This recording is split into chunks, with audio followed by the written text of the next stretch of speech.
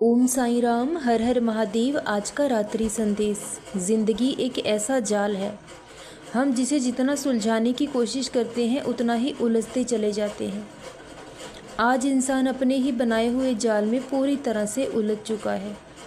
वो लाख कोशिशों के बाद भी इस मोह जाल से बाहर नहीं निकल पाता है, क्योंकि हम खुद के बनाए जाल में ही पूरी तरह से उलझ चुके हैं। ज़िंदगी में हम सोचते हैं कि कभी अच्छा वक्त आएगा तो हम अपना जीवन जिएंगे, अपने सपनों के बारे में सोचेंगे, अपनी खुशियों को जिएंगे, लेकिन ऐसा वक्त कभी नहीं आएगा। जीवन में अगर आपको लगता है कि आप अच्छे समय का इंतज़ार करते हो तो वो समय कभी नहीं आएगा। जो भी वक्त है, जैसा भी वक्त है, उसे ही अच्छा बनाना पड़ता है।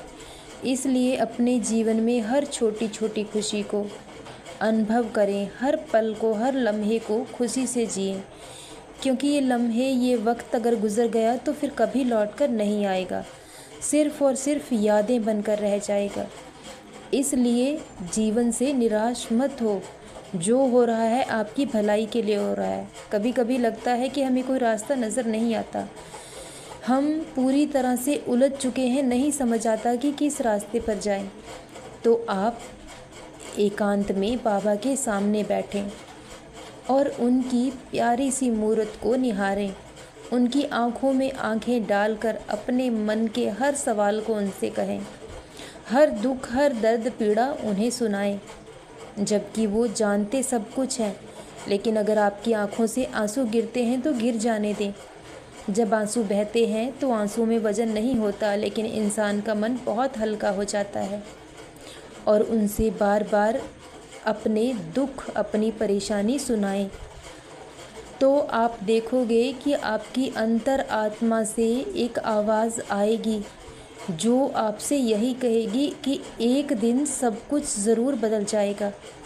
और यही आवाज़ उस ईश्वर की, उस मालिक की आवाज़ है, क्योंकि वो सब कुछ देख रहे हैं और वो अपने बच्चों को दुखी देखकर दुखी भी होते हैं। लेकिन भगवान कभी किसी के कर्मों में कोई हस्तक्षेप नहीं करते। जैसे कर्म हमने किए हैं उसका फल हमें हर हाल में भोगना पड़ता है।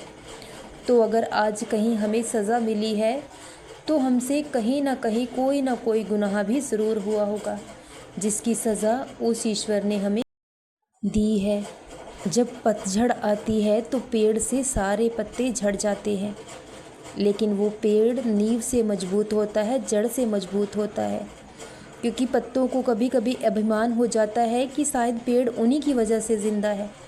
लेकिन जब पतझड़ आती है तो पेड़ सारे पत्तों को गिरा देता है, लेकिन फिर भी खड़ा रहता है मजबूती से, क्योंकि वो अपनी नींव से मजबूत है, अपने आप से मजबूत है, और उसे विश्वास है कि एक दिन फिर से बहार आएगी और फिर से वो हरा भरा हो जाएगा। सारे पेड़ पर फिर से पत्ते और फल ज़रूर लगेंगे।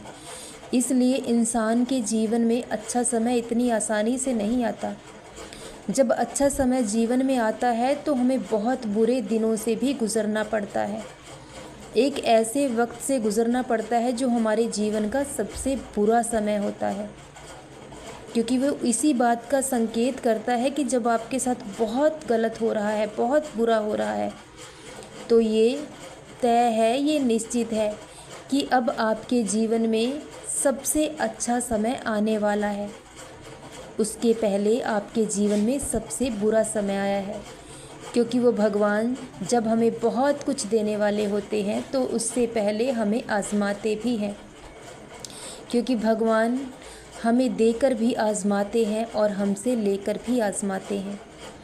वो हमारी परीक्षा लेते हैं कि जो वस्तु हम उनसे मांग रहे हैं, क्या हम उसके काबिल हैं भी या नहीं। इसलिए वो हमें जीवन में सबसे बुरे दौर से गुजारते हैं। और जो इंसान धैर्य के साथ इस बुरे सफ़र को तय कर लेता है तो वो अपनी मंजिल तक ज़रूर पहुंच जाता है। लेकिन अगर आप इस बुरे समय में डगमगाए, आपका आत्मविश्वास डगमगाया, तो आप अपने जीवन में बेहतर समय कभी नहीं ला पाओगे।